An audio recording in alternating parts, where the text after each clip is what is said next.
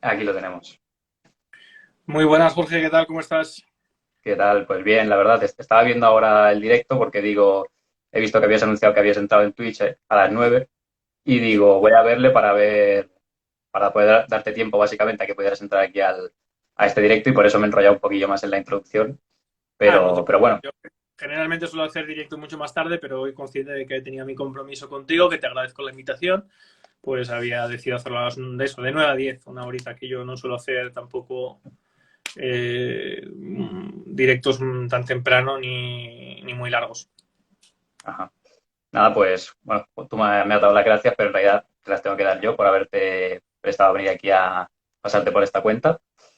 Y si quieres podemos empezar por, bueno, por si alguien no te conoce de los que están en el directo, que me parecería raro, si quieres hacer una presentación de quién eres y a qué te dedicas, algo breve. No, yo creo que la gente que quiera conocerme pues tiene mi canal de YouTube y tengo mis vídeos de presentación. Yo soy, pues la gente ya sabe que soy abogado, soy jurista, estudio sobre el derecho y tengo una clara vinculación en redes sociales hacia un activismo o una actividad política dirigida a cambiar la situación política en nuestro país en pro de establecer límites y control del poder político. Vale, pues bien, creo que ha quedado suficientemente claro. Te comento, no sé si has escuchado al principio del directo cómo iba a ir más o menos el orden. No, es que acabo de entrar, que Vale, no está viendo el vale, directo. nada, Pero tranquilo. tú pregúntame lo que tú quieras, yo si no quiero responderte o no sé algo, no te responderé y ya está. No pasa Vale, nada. perfecto. Pues bien, lo primero me gustaría empezar porque, bueno, sabemos que una de tus tesis, ¿no? Una de las cosas que tú mantienes es que en España no hay constitución, de ahí el título de este directo.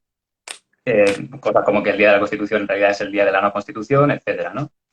Entonces, pues bueno, vamos a intentar, mediante preguntas, darle una argumentación, un fondo, para que la gente entienda esta tesis, ¿no? Porque a mucha gente, pues, le llama la atención porque dice, ¿cómo no vamos a tener Constitución en un país como España, ¿no? En una democracia, según una mayoría, como la española.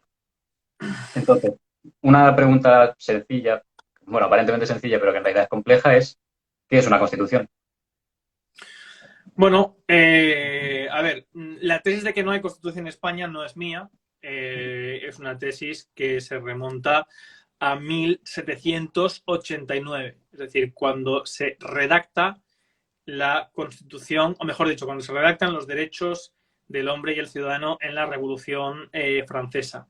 Es una tesis que también ha defendido uno de los mejores, si no el padre de la ciencia política, que es Carl Smith, en teoría de la Constitución, y que han defendido incansablemente pues, juristas de renombre y de reconocidísimo prestigio a nivel nacional e internacional. En el caso de España, por ejemplo, como mi maestro Antonio García Trevijano Forte, notario, abogado, escritor, pensador sobre derecho y política, Dalmacio Negro Pavón, entre otros. Pero es muy sencillo de explicar. Vamos a ver.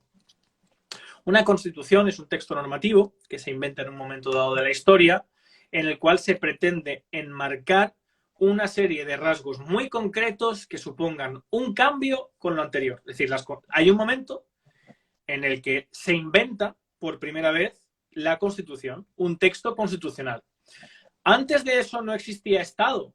Sí, claro, recordemos Luis XIV, el État c'est moi, Estado soy yo, sin constitución ninguna, la monarquía absoluta. Antes de eso no existía gobierno. El gobierno es digamos, el tronco sobre el que se vertebra todas las sociedades, incluidas las de cazadores recolectores y la de los nómadas. Incluso los homínidos tenían gobierno por el jefe del clan, incluso los animales tienen gobierno. Por lo tanto, ¿qué introduce una constitución? ¿Por qué en cierto momento ciertas personas dirimen el que tiene que existir un texto constitucional? Alguien dirá, bueno, claro, los derechos. ¿Cómo? ¿Los derechos? ¿Es que acaso no existían textos que reconocieran derechos de los ciudadanos que tuvieran que ser tutelados por una autoridad? Por ejemplo, la Carta Magna de 1215, de 1215 en Inglaterra. No. La Constitución, como su propio nombre indica, tiene una finalidad que es la que le da su nomenclatura, su nombre, que es la de constituir. ¿Constituir qué?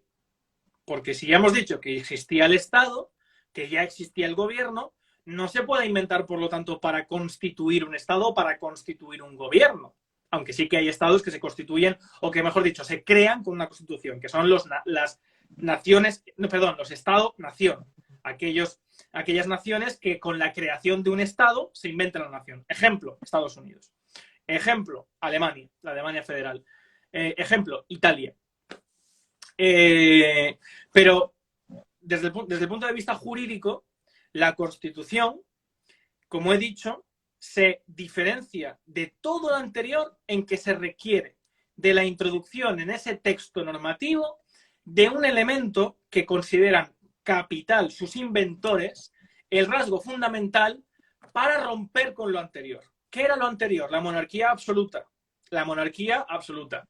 El ejercicio del poder por parte de una persona que concentraba en sus manos todo el poder. La facultad de ejecutar las leyes, la facultad de designar a quienes hagan las leyes y la facultad de nombrar a quienes tienen que impartir justicia, a los jueces. Eso es la monarquía absoluta. En un momento dado se dan cuenta una serie de teóricos y de activistas que uno de los vicios a lo largo de toda la historia del poder es que cuando se tiene todo el poder por tendencias naturales propias de los seres humanos, como es pues la ambición a largo plazo, no siempre movida por motivos perversos o malvados, sino incluso a veces con buenas intenciones. De hecho, el infierno está empedrado de buenas intenciones. Pero se dan cuenta que eso hay un mecanismo jurídico que se puede prevenir. Se puede evitar que alguien que ostenta el poder pueda actuar de manera arbitraria en contra de sus súbditos, abusando del poder. Y entonces se inventan un mecanismo que se llama la separación de poderes, que está determinada por primera vez por el barón Secondán de Montesquieu en el espíritu de las leyes. Posteriormente se aplicaría por primera vez en la historia de la humanidad en la Constitución de 1737 del sistema confederal norteamericano y posteriormente también en el federal.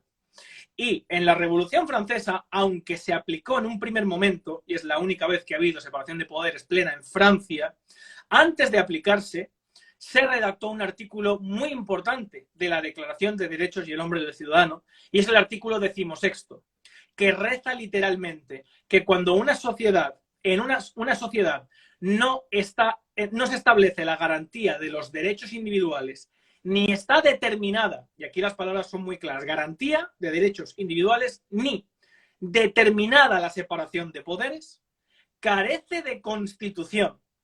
¿Por qué lo redactan así? Muy sencillo, porque ellos saben y porque, como se ha hecho en otros países en aquel momento, incluso tardíamente, a inicios de los sistemas decimonónicos, aunque ahí ya se abandona esta tesis y se toma la tesis de Rousseau, basada en la filosofía individualista, que echa por el suelo todo esto, y por eso en Europa no lo hemos conocido. Pero a finales del siglo XVIII sí se mantiene esta tesis. Y se establece que la Constitución es el texto que por primera vez, gracias a un papel, a un texto, diga que una parte del poder va a hacer las leyes y otra parte de un poder diferente, que no es el mismo que el anterior, va a aplicarlas. Si dos agentes diferentes son los encargados, uno de aplicar la ley y otro de ejecutarla, perdón, uno de hacer las leyes y otro de aplicarlas o ejecutarlas, no se puede cometer abuso del poder, porque el que ejecuta solamente puede ejecutar en virtud de las leyes que previamente ha aprobado otro poder. Entonces, ese invento tan fantástico, tan maravilloso, se aplica, como digo, en Estados Unidos y se aplica también en Francia en la primera constitución revolucionaria, que es la de Luis XVI. Luis XVI, como todo el mundo sabe, fue rey de Francia bajo una constitución que le forzaron a aceptar, por eso escapa, se le detiene, escapa por la noche de París, se le detiene en Varennes porque se le reconoce en la frontera, con la idea de volver con un ejército extranjero a reinvadir y a romper esta constitución. Bueno, pero básicamente todo esto es para explicar. Una constitución, desde su concepción hasta hoy, es un texto normativo cuya principal función y capital es la de separar los poderes del Estado. Repito, separar los poderes del Estado, el legislativo y el ejecutivo. Si no existe dicha separación, que no división, porque a posteriori siempre se pervierten las palabras con la finalidad de manipular y de justificar aquello que se hace en virtud de otra cosa que la gente quiere. Por ejemplo, los dictadores muchas veces han dicho, sí, nosotros tenemos división de poderes. Ya, pero es que la división de poderes no es separación de poderes, porque dividir un poder no es lo mismo que separar dos poderes. Algo que está dividido nace de un mismo tronco, por lo tanto de un mismo poder. Evidentemente, Franco no juzgaba, legislaba y aplicaba la ley. Franco tenía sus jueces, tenía sus legisladores, había elecciones, pues la gente no lo sabe, pero también bajo Franco, etcétera, etcétera. Por lo tanto, siempre que os hablo en división de poderes, que es lo que se hace en todas las facultades de derecho de este país para justificar la Constitución actual, se está tomando el pelo, se está estafando y engañando. Lo que tiene que existir para que exista una Constitución, hablando técnicamente, de manera seria, con conocimiento de causa de lo que es un texto constitucional, es separación de poderes. Y en España no hay separación de poderes, porque el mismo que nombra al Parlamento, que es el jefe del partido, nombra con otro jefe de partido por mayoría él solo a toda la Cámara. Es el mismo que se ha encargado a posteriori de aplicar esa ley cuando es ejecutivo. Como no hay separación de poderes, en virtud del artículo 68.3 de la Constitución, perdón, el 68.3 de la Constitución, que establece un sistema proporcional que forzosamente es sin separación de poderes. El sistema proporcional es inventado a principios del siglo XIX por un telegrafista inglés, un maestro de escuela, perdón, que inventó el sello postal, que es Thomas Wright Hill. Su hijo, Rowland Hill, desarrolló las bases del sistema de voto único transferencial, que fue defendido por Stuart Mill, que sigue hoy en Escocia, en las elecciones autonómicas, y que posteriormente se desarrolló en el estado de partidos y el sistema proporcional. Y eso estaba basado, además incluso el parlamentarismo inglés, que está basado en las libertades individuales, no tiene separación de poderes. Eso no significa que no haya buenas cosas en otros sistemas sin separación de poderes, pero por eso Inglaterra carece de constitución. En Inglaterra no hay constitución escrita. Para que haya constitución escrita y se pueda llamar como tal constitución, el rasgo característico, el rasgo fundamental, es que esté, como dice el artículo 16 de la Declaración del Hombre y el Seno de la Revolución Francesa, determinada la separación de poderes. Si no la hay, no hay constitución. Hay otra cosa que ya existía, que se llama Carta de Derechos Fundamentales, o Derechos Fundamentales, o Ley Fundamental. Espero haber sido lo suficientemente exhaustivo en mi explicación para que se haya entendido. Sí, sí, totalmente, la verdad. O sea, además ha sido la quiero repetir algo que puede parecer soberbio, pero que es la realidad. Perdón, que se me está acabando la batería. Tranquilo. Yo reto a cualquier experto español, europeo o mundial a debatir esto conmigo. De manera sistemática he debatido con varios catedráticos, profesores, expertos en Derecho Constitucional en España, y ninguno ha sido capaz de rebatir los argumentos que acabo de exponer aquí, porque son hechos obvios y consumados. Bueno, la verdad que yo podría intentarlo, ¿eh? Si te interesa, podría intentar hablar con algún profesor de Constitucional que haya tenido, que hay varios catedráticos, y a ver si aceptan un debate contigo. A lo mejor nos llevamos una sorpresa y alguno acepta, ¿no? De momento no ha pasado, pero imagínate que... Diles que si aceptan, les doy 1.000 euros. Hay premio económico, ¿no? Y todo. Solo por aceptar. Sí, porque como son corruptos, la gran mayoría de ellos se mueven solamente por dinero, yo les doy 1.000 euros solamente por aceptar un debate conmigo en público en mi canal de YouTube. No, pues esto me lo apunto y luego mañana o cuando tenga un tiempo lo miro y Ya a lo te digo mejor yo que mirando 10.000 no van a aceptar, pero bueno. es muy complicado.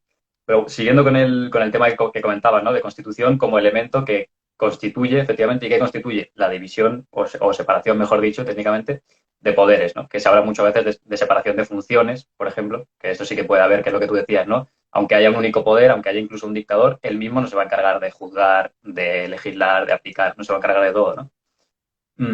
Y es efectivamente muy importante determinar esto. Entonces, habiendo entendido lo que es la Constitución, uno de los fallos que ya lo has explicado de manera breve, por qué no existe en España, es la división de poderes. O sea, la separación de poderes no existe en España y, por tanto... No, pero ojo, cuidado, eso no es un fallo. O sea, no es que sea un error. No, pero es algo que hace que no sea Constitución por definición. No, a ver. Un error es cuando se pretende algo que por imprudencia o por desconocimiento provoca unos efectos distintos a los que se pretenden. Entiendo. En España hay exactamente lo que se pretende. No es un error. En España no hay separación de poderes porque la clase política, cuando hizo la Constitución, no quería que hubiera separación de poderes. Exacto. Sí, me refería... No es un error. El régimen que está constituido en España es una oligarquía de partidos bajo la forma de un estado de partidos. que Ujú. es lo que se pretendía y es lo que hay. Y tiene sus características, obviamente, que son la corrupción como factor de gobierno. Sin corrupción no se puede gobernar, es imposible. Vale. Sí, lo que quería decir es pues, exactamente eso, ¿eh? O sea, la intención que tuviera en ese momento, desde luego, está claro que no era constituir realmente una separación de poderes. Yo más bien me refería a qué carencias tiene, ¿no? Para que pudiéramos decir que en España hay constitución, ¿qué le faltaría, ¿no? Una de esas cosas es que constituya algo esencial, que Bueno, constituya la poderes. le faltaría ese requisito para que hubiera de constitución. Si no se quiere que haya constitución, no le falta ningún requisito, porque hay gente que defiende lo que hay. Sí, exacto. Entonces, mi pregunta va en ese sentido. Para que hubiera constitución, ¿qué cosas harían falta? Además de que se instituyera la separación de poderes, ¿qué otras cosas habría que reformar de la constitución, entre comillas, que tenemos actualmente? No, bueno, la Constitución no hay que reformarla, hay que mandarla a la trituradora y hacer una Constitución, porque es como decir, bueno, ¿cómo podemos edificar una casa en un pantano? Bueno, tú puedes hacerlo haciendo una gran inversión, pero es absurdo de la inversión, la infraestructura, es mucho más sencillo y mucho más fácil coger y directamente hacer las cosas donde es cómo y donde se deben de hacer. El problema de España, como por ejemplo el señor Feijóo diciendo que va a reformar la ley electoral, eso es como ponerle a una tirita a la grieta de una construcción, de un rascacielos. Es decir, es algo inane. Dado que, como he dicho, el foco de la ausencia de separación de poderes en España está en el artículo 68.3 de la Constitución, que determina y establece el sistema proporcional. Por lo tanto, no hay que reformar la Constitución. Reformar la Constitución, tú solamente, si tú reformas algo que los cimientos están mal, lo que vas a hacer es invertir tiempo en algo que tarde o temprano, igualmente, aunque le cambies la cara, va a derrumbarse. Entonces, lo que hay que hacer es construir unos buenos cimientos, y esos buenos cimientos, para que hubiera, como digo, constitución o un régimen de poder no oligárquico, sería establecer una elección separada de origen del legislativo y del ejecutivo, que no tuvieran vinculación ninguna entre ellos. Como pasa, por ejemplo, en Estados Unidos. Estados Unidos es de los pocos, por no decir el único país del mundo, donde sí que hay determinada una separación de poderes. Vale. Y entonces, otra cosa que también se te ha escuchado mucho comentar acerca de la Constitución es que bueno, vamos a llamarlo error, pero que fue algo intencionado, es meter la propia Declaración de Derechos Fundamentales, ¿no? Lo que hoy en día llamamos en España derechos fundamentales, en el mismo texto que la Constitución, ¿no? Y que esto es claramente algo que no se debería hacer. ¿Por qué? ¿Cuál es el porqué de esto? Eso es un error histórico. Mirad, cuando voy a intentar no enrollarme, porque la gente cuando hago estas exposiciones históricas, que cuando yo las escuchaba me parecían interesantes, pues no quiero tampoco aburrir a quien no le interese. Esto es un error que viene de la Revolución Francesa también. Cuando el Marqués de Lafayette, que se le llamó el héroe de los dos mundos, porque participó en la Revolución Norteamericana y después en la Revolución Francesa, por eso se le llamó el héroe de los dos mundos. Cuando vuelve de Estados Unidos y vuelve a Francia, en la Francia revolucionaria, establece entonces incluso lo que él llamó el Partido Americano, que establecía y defendía los valores de lo que se había conseguido en Estados Unidos con la Constitución Confederal de 1777, etcétera, etcétera.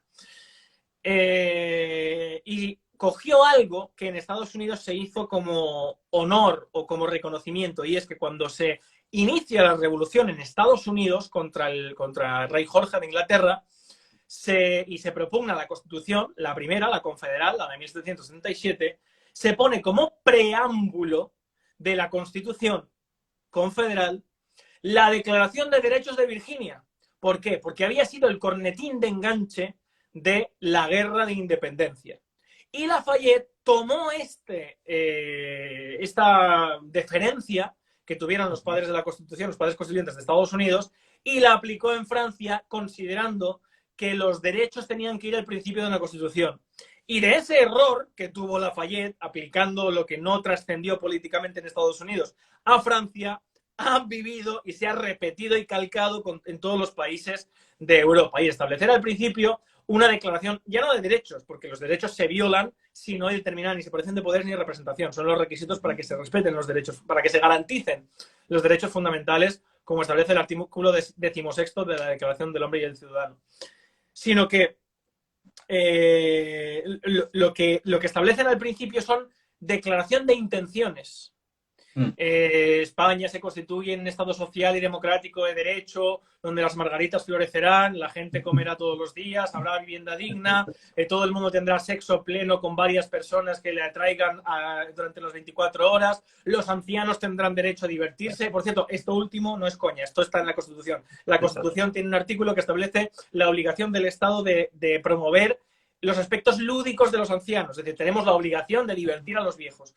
No lo digo peyorativamente lo de viejos, sino a las personas en la senectud. Y todas estas cosas, ¿no? Entonces, eso hace ineficaz una declaración de derechos. La declaración de derechos es la salvaguarda de aquello que debe estar al margen de la acción política, como el derecho a la vida, como el respeto a la propiedad, etcétera, etcétera. Todo eso, para que esté fuera de la acción de gobierno, es decir, que no pueda. ¿Qué significa fuera de la acción de gobierno? Significa que no pueda venir un gobierno y decir, a partir de mañana, todas las personas de no sé qué raza, de no sé qué raza, de no sé qué etnia, bueno, de raza si fuera un gobierno racista, obviamente, pero de no sé qué etnia tendrán menos derechos que otras personas, o serán discriminadas por razón de sexo, o de ideología, o de religión, o serán asesinadas. Bueno, pues eso, para que no ocurra, tiene que haber una declaración de derechos que esté fuera del texto normativo que sí está dentro de la acción de gobierno, como es la Constitución. Por eso, por ejemplo, en Estados Unidos hay una declaración de derechos que es intocable ni por el gobierno, ni siquiera por el legislador, y se puede enmendar, se puede ampliar esa declaración de derechos, como pasó, por ejemplo, con las mujeres, con el voto femenino, o como pasó, por ejemplo, con los negros, con los derechos civiles, es decir, se puede ir extendiendo y ampliando. Eso es una enmienda, como pasa también en la Constitución, las enmiendas a la Constitución, pero no se puede coger y cercenar. Entonces, la Declaración de Derechos es algo intocable e inmutable, porque reconoce una serie de aspectos que se consideran principios básicos vertebradores, reconocimientos básicos vertebradores de lo básico, de la vida, de la propiedad, del respeto, etcétera, etcétera. Y eso tiene que estar fuera de la acción de gobierno. Y la Constitución tiene que establecer los mecanismos políticos para garantizar que no se toque eso. Exacto. Y entonces estos derechos, digamos, estos derechos a incluir en la Declaración de Derechos, que estaría parte de la Constitución y fuera de la acción de gobierno, fuera de las posibles modificaciones que se pueden hacer legislativamente, ¿cómo llegaríamos a determinar qué contenido, qué derechos incluiríamos ahí? Porque, por ejemplo, en nuestra Constitución, en los derechos fundamentales, no está el derecho a la propiedad, por ejemplo, y hay gente que le parece un error. Y eso, pues entonces sería cómo llegamos a determinar qué Bueno, derechos son está enmascaradamente. Dice que nadie puede ser privado de su propiedad sin una declaración judicial o sin una Sí, por el motivación. tema de la... Pero luego en la práctica el poder público expropia y hace lo que le sale del arco del triunfo, Obviamente. al igual que el principio de no confiscatoriedad, que impide la doble imposición sobre un mismo hecho, y también se hace recientemente con la creación de un nuevo impuesto. O sea, ¿cómo tendría que hacerse? Pues muy sencillo. Cuando se establezca y se consiga una hegemonía cultural en España, es decir, que una parte importante y prevalente de ciudadanos españoles estén determinados y decididos a solucionar una parte importante de los problemas que tiene este país a través de un cambio político, y se llegue a ese momento y se propugne se establezca un periodo de libertad constituyente que cristalice y culmine en la decisión de la forma de gobierno y la forma de Estado, tendrá que haber también un debate en el que se redacte una serie de aspectos básicos de reconocimiento de una serie de derechos, donde, como digo, tienen que ser derechos acotados. Y ahí sí que se puede... los derechos son principios a respetar. La vida, como digo, la propiedad, etcétera, etcétera. Integridad física, decía, por ejemplo. Sí, claro, por supuesto. Bueno, es que eso entra dentro del derecho a la vida. Exacto. Pues, vale, pues entonces una vez cerrado este tema, como he comentado al inicio del directo, una de las cosas también que me parecen interesantes, además de la propia Constitución, qué contenido tiene esta, y, por ejemplo, ahora la Declaración de Derechos, qué contenido tiene esta Declaración de Derechos. Otra cosa importante y que en estos últimos años ha dado bastante de qué hablar, sobre todo a raíz de la pandemia y demás, es el tema del control de la constitucionalidad, ¿no? ¿Quién controla y cómo se controla, mediante qué mecanismos se controla que las leyes respeten esos principios, esos preceptos que hemos establecido previamente en la Constitución? Entonces, bueno, sí, como que prefieres que te vaya haciendo preguntas más concretas o quieres dar una disertación acerca de cómo te No, parecería. preguntas concretas y rápido, y intentar responderlas rápidamente para que sea lo más instructivo posible y ya está. Vale, tranquilo. Pues, en primer lugar sería eso. La primera, ¿te convence la idea del Tribunal Constitucional actual? No, vamos a ver, ni me convence ni me desconvence. El Tribunal Constitucional fue un invento también, al igual que cuando en su momento se inventó la Constitución. El Tribunal Constitucional, el Jour Constitutionnel, fue propuesto por primera vez e inventado por un monje, un clérigo, que era el abad de Sieyes, Emmanuel de Sieyes, escritor de un texto fantástico que es el de la,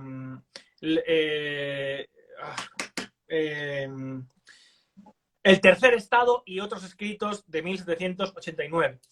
Bueno, pues este señor, a posteriori, durante el directorio, después de la muerte de Robespierre, el 9 de Termidor, propugnó para el directorio, que era un sistema político muy parecido al que hay ahora, la máxima expresión de la corrupción, el directorio, propugnó le juge constitutionnel, que era un tribunal no supremo, sino político, designado por políticos para interpretar la Constitución a conveniencia del momento político.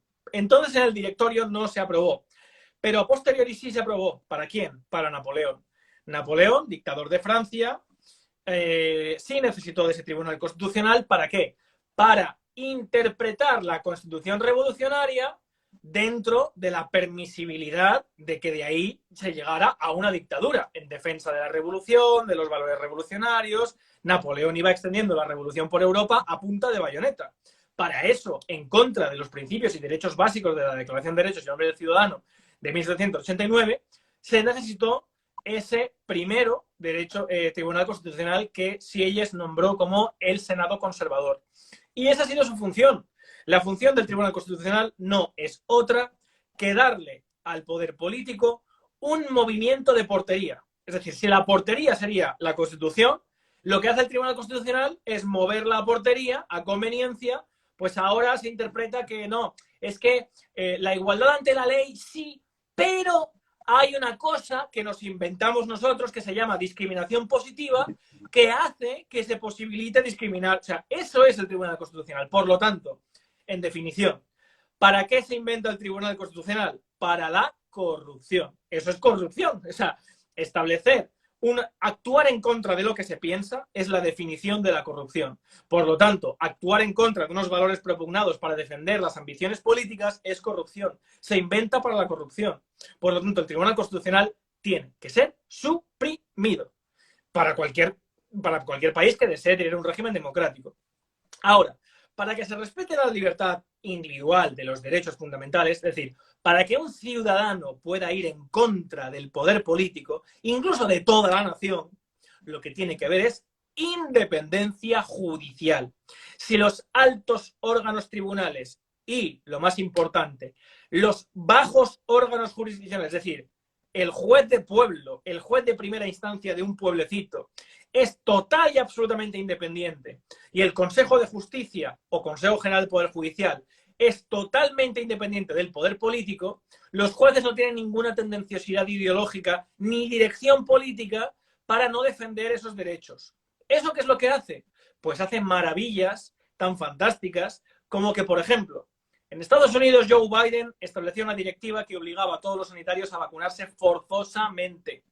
Un sanitario cogió y fue al juzgado de su pueblo y dijo: yo no lo voy a vacunar, y esta orden del presidente del gobierno de Estados Unidos, que se dice pronto, va en contra de mis derechos reconocidos en la Carta de Derechos Fundamentales, en la Declaración de Derechos de Estados Unidos. Ese juez, totalmente independiente, cogió, leyó esa orden y dijo: efectivamente, esto va en contra de sus derechos fundamentales, por lo tanto, queda sin efecto la orden del presidente del gobierno. Un juez de pueblo de primera instancia dejó sin efecto la orden del presidente del gobierno de Estados Unidos, el hombre más poderoso de la Tierra. ¿En virtud de qué? De la defensa de los derechos individuales en un sistema democrático donde hay independencia judicial para velar por esos derechos que estén garantizados. Repito, como decía el artículo 16 de la Declaración de Derechos del Hombre y del Ciudadano. Y esto es lo que observa, por ejemplo, Alexis de Tocqueville en La democracia de América, y se queda maravillado y asombrado y fascinado de que un juez de primera instancia pueda dejar sin efecto nada más y nada menos que la orden del máximo órgano ejecutivo del Estado. Sí, no, claro, ese modelo, el modelo estadounidense de control de la constitucionalidad descentralizado y demás, efectivamente es un modelo a seguir. No, Claramente no, es no, ojo, un... cuidado. Yo no considero que haya que copiar lo que hay en Estados Unidos porque hay No, anacronismos y hay fallos grandes en el sistema norteamericano. Pero hay aspectos básicos, como es la independencia judicial, a pesar de que el alto órgano jurisdiccional, porque la gente dice, ¿y quién nombra el Tribunal Supremo en Estados Unidos? Porque lo han buscado en Wikipedia. Bueno, pues cuando uno, por ejemplo, estudia largo y tendido la historia de la Constitución de Estados Unidos, pero además lee esto, que son las cartas de Monticello entre John Adams y Benjamin Franklin de cómo hacer la Constitución en Estados Unidos, se dieron cuenta de que había un mecanismo en el cual, aunque el presidente del gobierno nombrara el Tribunal Supremo, se podía hacer que fueran totalmente independientes. ¿Cómo? Haciendo que dichos nombramientos fueran a título vitalicio. Es decir, cuando el presidente nombra a un miembro del Tribunal Supremo, no lo puede quitar, no lo puede revocar, no lo puede echar nunca hasta que se muera. Eso, en un mecanismo obviamente anacrónico, pensado en el siglo XVIII, en ese momento era para establecer, para garantizar la independencia del alto órgano jurisdiccional del país. Pero hay algo mucho mejor que eso, y es que la elección de todos esos miembros sea por todos los operadores jurídicos, como lo que propugnamos algunas personas en España, entre ellos yo. Que no solamente los jueces para evitar el corporativismo, sino jueces, magistrados, abogados, médicos forenses, procuradores, todos aquellos que operan en la justicia en igualdad de condiciones tengan voz y voto para nombrar a ese Consejo de Justicia. Y así se establece una independencia fantástica, no digo ideal, no digo maravillosa, pero que evita esos problemas. Pero como digo, el sistema norteamericano tiene fallos. La financiación de los partidos políticos, no digamos. El voto electoral, el sistema electoral es terrible, pero esos aspectos básicos y mínimos para garantizar los derechos y para mantener controlado el poder están. bien, pues con esta respuesta te iba a hacer también la pregunta, te iba a preguntar también sobre eso, sobre cómo elegir a ese Tribunal Supremo, pero ya lo has explicado también, así que me gusta porque con las explicaciones que vas dando me vas resolviendo todas las preguntas que me pudieran ir surgiendo, me las vas resolviendo paso a paso. Así que, bueno, con esto habríamos acabado las preguntas que tenía, digamos, estrictamente preparadas y como me dijiste que tampoco, que máximo una hora, que no nos alargáramos mucho, creo que voy a pasar las preguntas de los seguidores, las que me dejaron, y te las voy formulando. Vale. Vale, pues en primer lugar sería, la primera va sobre el caso que se dio hace poco, que vimos, que hiciste el directo con Preiko, sobre el despido que va a haber de 800 empleados en Amazon, en la planta de Martorellas y demás. En ese directo comentaste que es mejor un sindicato independiente y la que negocie por ti un sindicato independiente que no un sindicato estatal o, digamos, un sindicato de los subvencionados por el Estado. La pregunta va en este sentido por qué es mejor este sindicato independiente y, en su caso, cómo podría yo, bueno, cómo podría este seguidor, no, cómo podría esta persona empezar este sindicato independiente. ¿Qué pasos Bueno, podría dar para formarlo? empezarlo está en el artículo 4 de una ley de 1985, que es la Ley de Libertad Sindical. En el artículo 4 establece cómo se tiene que establecer un sindicato.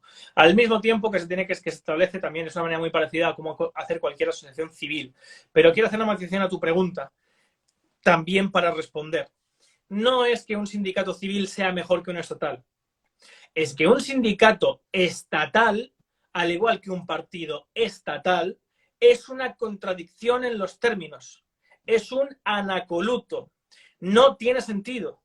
O sea, está dentro del mundo de el absurdo de Tres sombreros de copa de Miguel Miura. Es decir, un sindicato que es una organización de un grupo de personas, por lo tanto, de un grupo de la sociedad civil, cuya finalidad es luchar contra el poder, ya sea el poder empresarial, económico, laboral, estatal.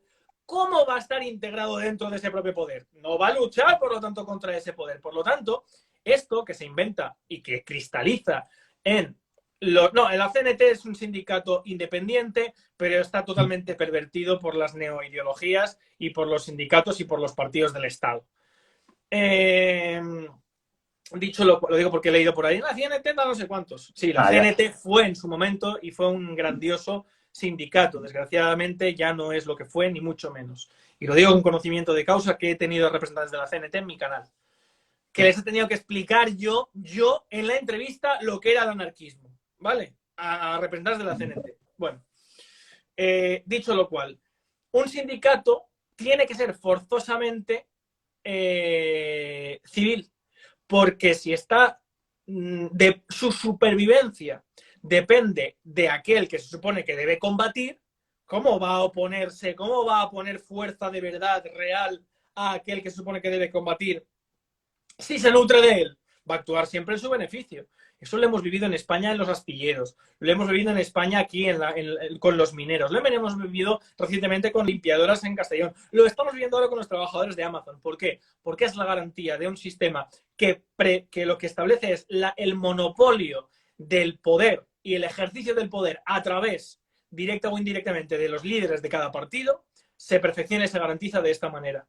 Por lo tanto, de los caminos, una de las patas necesarias, clave para poder impulsar un cambio político en España, pasa por la asociación civil, el asociacionamiento civil, los partidos civiles, que tendrán siempre todo mi apoyo. Al igual que los medios de comunicación civiles, cuando a mí me han invitado o me han pedido una colaboración con un medio que no percibe ni un solo euro de dinero público, yo he trabajado, he hecho artículos, he colaborado con ese medio gratuitamente, siempre. En el momento en el que me he enterado o he visto que ese medio percibía dinero del Estado y empezaba a defender por una facción del Estado que es la que le nutría de pasta, me he ido. Y otra pregunta que hacían es entonces el tema para formar este sindicato independiente, los recursos que se necesitan, digamos, asistencia jurídica, todo esto, presión en determinadas cuentas, para ganar poder de negociación y estructura, ¿cómo se puede hacer? Pues mira, hay una película que yo les recomendaría a todas las personas que nos ven, que vean esta noche, en la que van a entender muy sencillamente cómo se establece la lucha de este tipo. Y se llama Fist, símbolo de fuerza. Es una película interpretada por Sylvester Stallone, creo que es recordar que en los años 80, que está inspirada en la vida de Jimmy Hoffa y en la creación de uno de los mayores sindicatos de Estados Unidos, que es el Sindicato de Transportistas, y donde van a ver claramente lo que es de verdad, lo que debiera ser, lo que nacieron para ser. ¿Y por qué se inventaron los sindicatos? Los sindicatos, los partidos no han existido siempre, pero se han inventado en un momento con una finalidad. Unas teorías políticas en un momento determinado las quisieron hacer estatales, incluirlas dentro del Estado. Y esas teorías se llaman fascismo, el fascio de Mussolini y el nacionalsocialismo alemán. Y lo que queda en Europa continental es una rémora de ese fascismo y de ese totalitarismo con los partidos estatales, con los sindicatos estatales. Por lo tanto, la manera de financiación, de nutrirse a través siempre es de los propios interesados en formar esa agrupación. Es decir, las cuotas de los militantes. Y está demostrado que con la colaboración, con la participación, con la aportación única y exclusivamente de sus militantes, primero, se evita el despilfarro. Segundo, se establece un principio de funcionalidad y eficacia. Yo soy presidente de una asociación civil que se llama Junta Democrática de España, que persigue en este país luchar con denuedo unitariamente por establecer una acción política que lleve a España a la democracia. No tocamos ni un solo euro de dinero público. Ninguno de los cargos directivos cobramos absolutamente nada más, todo lo contrario. Y no solamente eso, sino que además actuamos con un rigor y con una atención desmedida en la gestión del dinero y de la poca financiación que tiene dicha asociación. Y sin embargo, eso nos permite, incluso a veces con nuestros escasos medios, convocar a 10.000 personas en las calles de Madrid, como por ejemplo el 30 de enero del año pasado, que hicimos una manifestación multitudinaria que culminó en el Congreso de los Diputados de España.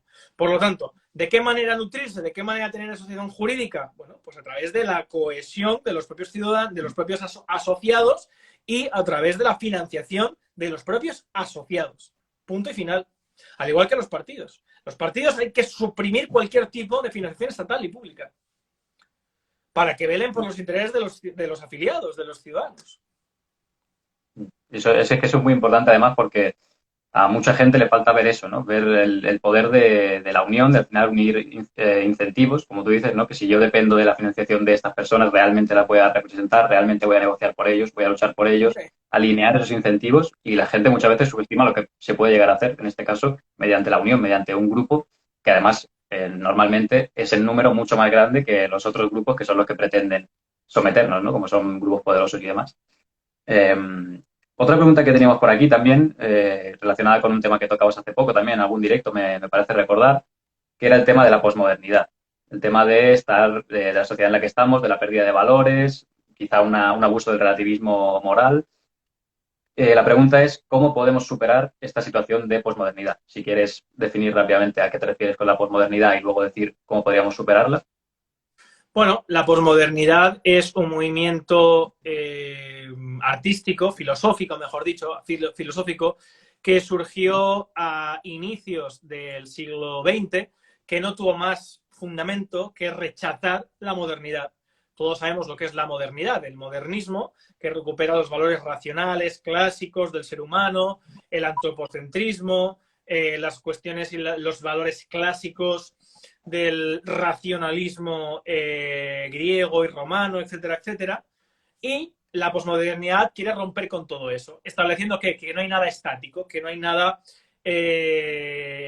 establecido como clásico, como verdadero por sí mismo, porque eso lleva a dogmas, según ellos. Entonces, ¿qué pasa? Que toda la realidad se construye a través del individuo y de su percepción. Así se percibe a alguien, así existe. Hasta ese punto ya hemos llegado incluso hoy en día. Entonces, se fundamenta básicamente en el antidualismo? No existe bien y mal, no existe blanco y negro, todos son grises. Un cuestionamiento de los textos clásicos absolutos, el giro lingüístico, el lenguaje ya no está, como por ejemplo establece claramente la programación neurolingüística. Yo qué sé, recomiendo la lectura de Bertrand Russell, es que no quiero estar aquí horas, pero cómo el lenguaje está para formar la cabeza. Es decir, el lenguaje y el idioma, y digo esto porque yo estudié mi primera carrera en la de artes escénicas y fui profesor de oratoria y retórica porque me interesaba mucho la expresión y cómo se forma a través del ejercicio, de la acción, el carácter y el pensamiento, para luego estudiar derecho y adquirir los fundamentos racionales que puedan enriquecer el pensamiento. Bueno, pues básicamente la lingüística está para formar la cabeza. Así piensa uno, igual habla. No está solamente para comunicarse, porque una persona es imposible que piense sin un lenguaje. El pensamiento requiere forzosamente del lenguaje, de las palabras, de la identificación de cosas. Por lo tanto, estas personas consideran que la realidad se construye a través de la mutación del lenguaje y a través que el lenguaje establece y crea literalmente la realidad. Así, dependiendo de lo que yo diga y de lo que yo propugne, eso se convierte en verdad, indistintamente de que pueda chocar con algo totalmente ontológico que vaya en contra de eso. Bueno, pues así vivimos cosas como las que vivimos. La verdad se convierte en una perspectiva, depende del punto de vista. A veces la gente dice chorradas como, bueno, eso será tu verdad. No, perdona, eso será un punto de vista. Al igual que hay diferentes puntos de vista, y es verdad que en muchas ocasiones un punto de vista es muy difícil que contenga toda la verdad, por no decir prácticamente imposible, porque está sujeto a quien que lo propugna, a aquel que lo observa. Sin embargo, eso no significa que exista una realidad, que existan aspectos que sí que son por definición dogmáticos. Y bueno, hay diferentes características que no se trata aquí de hacerlo muy largo. Pero básicamente, ¿cómo luchar contra esto? Pues recuperando los valores clásicos, recuperando aquellos aspectos que consideramos los humanos verdaderos por sí mismos, aquellas leyes naturales que gobiernan el mundo, que se convierten de manera constante y repetitiva en valores, en leyes a lo largo de la historia y que vertebran en gran parte la civilización, vertebran en gran parte la coexistencia y la cohesión social. Vertebran, esos son valores clásicos. Yo, si queréis, puedo recomendaros la lectura, por ejemplo, de Naturaleza. Es un texto muy pequeño de uno de los mejores filósofos que ha tenido Estados Unidos, que es Ralph Waldo Emerson. El texto de Naturaleza es muy pequeño y establece que, por ejemplo, la lealtad se la convierte como la madre de todas las virtudes, porque dice que no hay rincón de la naturaleza que no sea leal a toda la naturaleza. Y es verdad que la lealtad es un principio que se despierta naturalmente en el hombre y en la mujer, en el ser humano, a lo largo de la historia, independientemente de la civilización o de la cultura. La traición, por ejemplo, sin que haya conexión entre la dinastía Ming y los egipcios, no hay ninguna conexión, sin embargo, florece en el seno de esa sociedad que la traición está mal y que hay que castigarla. Eso es un valor clásico. Ahora, el relativismo moral, el escepticismo cultural, que vertebra la posmodernidad, establece que eso no existe, que esos son dogmas establecidos culturalmente que hemos adquirido y que eso hay que destruirlo. Por lo tanto, la traición ya no existe, existen los intereses de cada uno y hay que entender a cada uno dentro de sus intereses, etcétera, etcétera. Vale. Eso es el caldo de cultivo perfecto para que las personas sin ningún tipo de principios, sin ningún tipo de valores, capaces de vender y de decir cualquier cosa con tal de obtener beneficio, lleguen al poder. Es que la posmodernidad es el caldo de cultivo perfecto para que mentirosos, charlatanes, personas sin formación, sin cualificación ninguna, la ausencia de sentido del deber, que es lo que tiene que establecer un líder, lo que tiene que tener un líder dentro de sí, lleguen a tener posiciones preponderantes gracias a la posmodernidad, porque es la que arrasa con los valores clásicos que, como digo, le dan valor a alguien. Emerson, Ralph Waldo con W. Emerson, contemporáneo de Walt Whitman, autor de Hojas de Hierba, contemporáneo también de Henry de Thoreau, de la desobediencia civil, etcétera, etcétera. Justo te iba a preguntar por eso, que veía que lo estaban preguntando bastante en el chat, que no les había quedado claro el nombre del autor, pero bueno, ya ha quedado aclarado. Y bueno, te iba a hacer una última pregunta porque tampoco te quiero robar más tiempo para no extenderme demasiado, y es si tus propósitos son utópicos. La pregunta va por ahí. Entiendo que se refiere a la implantación de la democracia en España, que es tu propósito principal o último, y dice por si son utópicos. ¿Y crees que son utópicos? No, porque la utopía es aquello que es imposible. Hay una tendencia filosófica de principios del siglo XX de un filósofo que quería establecer o intentó establecer que lo utópico es... sí, Carl, es que quería dar el dato. Karl Mannheim. Karl Mannheim escribió un libro editado en el Fondo de Cultura Económica, 70 años, que se llama Ideología y Utopía. Introducción a la sociología del conocimiento. Este es un libro que lo que básicamente hacía era considerar que la utopía era aquello muy difícil. Hacía por primera vez en la historia una mutuación del significado utopía. Pero la palabra utopía, dentro del significado... Perdón, que me está saltando aquí un segundo. Voy a apagar un momento. Tranquilo. Es que me está saltando aquí una alerta de que me están llamando. Vale, perdón, ya está, respondido. La palabra utopía fue inventada por Tomás Moro. Recomiendo a quien quiera saber lo que es la utopía, en contraposición a la reinterpretación que hizo Mannheim, tendenciosa para hablar de ideología, que lean a Tomás Moro, que lo definió como el mejor de los estados posibles. Y el mejor de los estados posibles estaba en una isla llamada Utopía. Ese es el libro de Tomás Moro, que os recomiendo que leáis.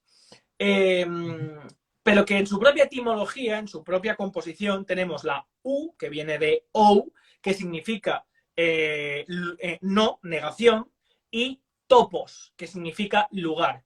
Es decir, la palabra utopía significa aquello que no puede tener lugar. Del mismo modo que ucronía es aquello que no tiene tiempo, aquello que no, como los mundos paralelos, por ejemplo. Por lo tanto, lo utópico es aquello que es imposible, inmaterializable, porque para que sea materializable tiene que tener un lugar, ¿verdad? Pues como no hay lugar a la utopía, es la utopía, la utopos, el no lugar es inmaterializable. Y aquello es que es imposible. Bueno, ¿Estados Unidos es imposible? ¿Estados No. Unidos no existe como país? Pues entonces, respondida a la pregunta, es perfectamente materializable. Lo que supone, lo contrario es que sea muy difícil. Que esto es otra película totalmente distinta. ¿Por qué es muy difícil? Porque hay que luchar contra el poder establecido, hay que renegar de los paradigmas y de los dogmas que han establecido las neoideologías e ideologías clásicas de los partidos en el estado de partidos, que están pegándose por decir él, ella o ella, o por si hay que obligar a no sé quién a ver al feto antes de abortar, en vez de hablar de lo capital y de lo trascendental, que es si los ciudadanos tenemos voz y voto para hacer las leyes que se nos aplican a nosotros forzosamente y para poner límites y controlar el poder político. Ese es el gran tema. Todo lo demás son aspectos accesorios para que la gente se distraiga. Pues sin tocar absolutamente eso, todo lo demás no sirve de nada. Entonces, la utopía es aquello que es imposible. Y lo que yo propugno es perfectamente realizable. La prueba es que se ha materializado en otros sitios. ¿Qué pasa? Que para llevar a España ese camino hace falta un camino difícil, un camino arduo, un camino pedregoso, un camino complicado, complejo, lleno de incomprensiones, lleno de insultos, lleno de luchar, de una lucha de David contra Goliat, porque el Estado todo lo puede, a todo llega, a través también de los medios de comunicación, etcétera, etcétera. Ahora bien, porque el lado más esquivo, la inclinación más violenta o el planeta más impío, solo al albedrío inclinan, no fuerzan al albedrío. Calderón de la Barca en La vida sueña. Porque algo sea muy difícil no significa que sea imposible o que tengamos que renunciar a ello. En otras palabras, el coeficiente de adversidad de las cosas jamás puede ser un condicionante para nuestra libertad. No, es que te falta libertad y no lucho por ella porque es muy difícil. Pues entonces estás siendo un esclavo. Vivirás toda tu vida como un esclavo. Y te guiarán y te dominarán como un esclavo. Y te faltarán el respeto. Y la gente, aquellos que mandan sobre ti se reirán de ti como hace la clase política todos los días. Entonces, básicamente, para que todo el mundo lo entienda, no hay nada en la vida que valga la pena que sea fácil. Y en ese camino, si España quiere un porvenir a positivo, a mejor, hay que emprender ese camino difícil. Yo ya estoy en él y cada vez más ciudadanos en España. Y os animo a todos los que estáis aquí y a procurar que cada vez más estemos en ese camino. Porque hace unos años eran un grupo muy pequeño de personas. Hoy son varios miles. Puede que mañana sean decenas de miles. Y cuando seamos un puñado de millones, entonces diréis, ostras, pues ya no es tan difícil. Pero hay que andar ese camino. Pues hay que seguir andando ese camino. Muy bien explicado, la verdad. Ha sido, bueno, espectacular. Y es que además coincide con una idea que no sé si tú estarás de acuerdo en esto, que es una idea particular mía, pero bueno, me tomo la libertad de introducirla aquí. Y es que yo creo que en la sociedad actual, en muchas ocasiones, en muchas conversaciones yo lo veo, que se tiende a confundir eso precisamente, la dificultad, el que algo sea difícil, con el que algo sea imposible. En las conversaciones, cuando tú hablas con algo de eso, con alguien, de algo de valor, de crear algo que sea eh, respetable y demás, se tiende a decir, bueno, es que eso es muy difícil, eso es muy difícil. Como dando por equivalente eso es muy difícil a es imposible, no lo voy a poder realizar. Y precisamente, como tú dices, las cosas de valor, cualquier cosa que tenga valor, va a ser difícil, pero no imposible. Generalmente, perdona que te corte, pero este camino suele estar, o sea, ese argumento, quien lo defiende son los mediocres. No los mediocres de nacimiento, no estoy aquí estableciendo que haya gente que sea mediocre porque yo soy mejor, no, no, no, no. La mediocridad se elige. Aquel que elige corromperse, aquel que elige hacer algo que no está bien en su trabajo, aquel que elige engañar a alguien para beneficiarse y lucrarse indebidamente, aquel que elige ese camino fácil, no soporta, le quema, le abrasa que alguien tome el camino difícil y consiga mediante su trabajo, su esfuerzo, su sacrificio, pasándolo mal, con años, con su formación, con constancia, consiga aquello que él desechó, que él descartó, porque le hace verse donde está, en la inmundicia, aprovechándose de los demás, utilizando a los demás, pasando por encima de los derechos de los demás. Por eso hay gente que dice, no, es que eso es imposible, cuando realmente lo que pasa es que es difícil, porque ellos ya se han resignado a adoptar ese camino difícil y no soportan que alguien tome ese camino, porque ellos ya han elegido. Ahora, también me dirijo a esas personas. Nunca es tarde si la dicha es buena. Yo soy muy refranero porque el refrán es la condensación de sabiduría popular durante siglos. El hecho de que alguien haya tomado un mal camino en su vida o haya tomado una mala decisión, como hemos hecho todos en algún momento, no significa que no se esté a tiempo de corregir. Y el camino para la libertad en España es un camino que debemos andar todos y no excluye a nadie. Ahora bien, si alguien se ha conformado con otro camino, lo mejor es que se calle. Exacto. Totalmente de acuerdo, Rubén. Y bueno, como he dicho, era la última pregunta y no quería robarte más tiempo, aunque estaba muy a gusto. No sé si tú también. También. Y pues eso, con esto quería agradecerte que te hayas pasado por aquí y que evidentemente las puertas de esta cuenta quedan totalmente abiertas por si quieres pasarte en otro momento a comentar cualquier tema de actualidad que surja, cualquier cosa. Y si quieres despedir el directo con algunas últimas palabras, algo que creas conveniente decir, aclarar, algo que se te haya quedado en el tintero, con cualquier cosa y No, yo despedimos me el he directo. limitado a responder a tus preguntas como medianamente sé y de manera sincera. Espero haber dejado claro lo que no repito. Ninguna de las cosas que yo estoy explicando aquí son fruto de mi invención, ni yo he tenido, digamos, la sabiduría con mi tierna edad de 32 años de poder llegar a esas conclusiones. Lo que a mí me define quizá es la voluntad de hierro de seguir el camino de defender esos principios. Yo sí quiero emprender un camino que me parece difícil y arduo, pero porque sí quiero el día de que yo me muera estar satisfecho con la vida que yo he vivido, mirarme a mí mismo y decir, bueno, por lo menos lo he intentado. Eso para mí me da agrado, me da gusto, me da tranquilidad para conmigo mismo. Exacto. Pues bueno, nos quedamos con esas palabras con las que estoy de acuerdo y espero que sirva a todo aquel que nos esté viendo ahora este directo. Y bueno, me despido de ti, Rubén, me despido de todos vosotros y Preguntan si eso. quedará guardado. Entiendo que sí que quedará guardado Sí, para que la gente lo pueda consumir. Es sí, más, sí, queda. si quieres, Jorge, me lo pasas, lo subo a mi canal y así pues también promociono, que es una de las razones también por la que yo, independientemente de que alguien tenga pocos seguidores, Ujú. siempre voy a tender una mano y siempre voy a estar para personas como tú que eligen andar este camino al igual que yo. Me da igual las visitas, me da igual eso, siempre voy a apoyar y siempre voy a estar incentivando a personas como tú que deciden valientemente adoptar este camino. Y todas las personas que estáis aquí de mi canal, suscribiros al canal de Jorge Jurista. Pues nada, muchas gracias, Rubén, la verdad. No sé qué decir. Me voy a poner rojo antes de que acabe este directo. Así Yo que, ya bueno. estoy, pero porque el otro día fui a la nieve y el sol quema. Ya También porque, a veces me quemo un poco por la actualidad política, pero además el sol y la nieve, que son dos pasiones que tengo, pues unidas, pues me queman. Pero bueno, pues bueno, no pasa nada. nada, muchas gracias, Rubén, una última vez. Y con esto despido del directo. Quedará grabado, evidentemente. Nos vemos.